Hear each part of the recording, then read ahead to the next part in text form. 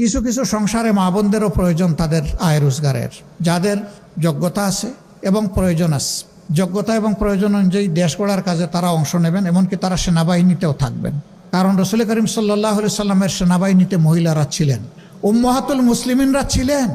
একমাত্র বদর যুদ্ধ ছাড়া সকল যুদ্ধে আল্লাহ রসুলের সাথে কমপক্ষে আমাদের একজন মা আল্লাহ রসুলের সাথে ছিলেন। শুধু একজন মা না, বিপুল সংখ্যক মহিলা যুদ্ধে অংশগ্রহণ করেছেন। যুদ্ধের মতো কঠিন কাজ যদি রাসূল করিম সাল্লাল্লাহু আলাইহি সাল্লাম তাদেরকে শরিক করেন, তাইলে দুনিয়ায় কোন কাজটা আছে তারা পারবেন না? অতএব তাদের যেখানে প্রয়োজন আছে এবং যেখানে যোগ্যতা আছে তারাও কাজ করবেন। তবে এখনকার সমাজে তাদের না আছে সামাজিক নিরাপত্তা, আর না আছে তাদের সম্মানবোধটুকু। ইনশাআল্লাহ দেশ আমাদের হাতে যদি পড়ে, আমাদের অঙ্গীকার আমাদের মা, আমাদের বোন, আমাদের জায়া, তাদের নিরাপত্তা এবং তাদের সম্মানটুকু আমরা পর্যাপ্ত পরিমাণে নিশ্চিত করব ইনশাআল্লাহ। এটা ঘরে, চলাচলে, কর্মস্থলে, সব জায়গায় এটা নিশ্চিত হবে ইনশাআল্লাহ। আমাদের তৃতীয় অঙ্গীকার সবার জন্য ন্যায় বিচার। এটার থেকে গরিব ধনী, দল ধর্ম নির্বিশেষে কেউ যেন বঞ্চিত না হয়। সবাই যেন আইনের সমান সুযোগ পায় এবং ন্যায় বিচার পায়। সামাজিক এই ন্যায় বিচার নিশ্চিত করা আমাদের চতুর্থ অগ্রাধিকার। আমরা আমাদের ভাঙ্গাচোড়া অর্থনীতিকে পুনরায় আমরা গড়তে চাই এবং এইখানে আমরা আমূল পরিবর্তন চাই।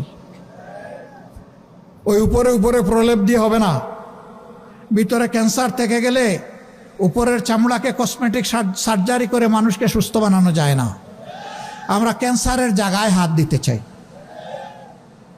ওই জায়গাগুলো আমরা চিহ্নিত করে সুস্থ করার জন্য যেখানে দরকার যেটা সেইটাই করতে হবে ইনশাআল্লাহ। কারো মুখের দিকে তাকানো যাবে না। দেশের প্রতি দায়িত্বজ্ঞান সম্পন্ন, ভালোবাসা যাদের অন্তরে দেশের প্রতি আছে, দেশপ্রেম আছে, সততা আছে, যোগ্যতা আছে, সে কোন ধর্মের এটা আমরা দেখব না। সে মানুষ, সে বাংলাদেশের নাগরিক, আমাদের বিবেচনার জন্য এতটাই যথেষ্ট। আসল মানুষটাকে আসল জায়গায় বসায় দেওয়া হবে ইনশাআল্লাহ।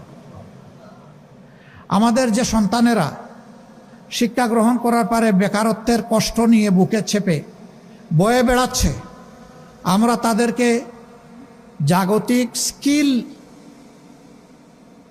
এডুকেশন দেওয়ার মাধ্যমে তাদের হাতগুলোকে আসলেই দেশ গড়ার কারিগরের হাত হিসাবে আমরা গড়ে তুলতে চাই। এরা দেশে থাকলেও দেশের জন্য সম্পদ, বিদেশে গেলেও যে দেশে যাবে সেই দেশের জন্য সম্পদ।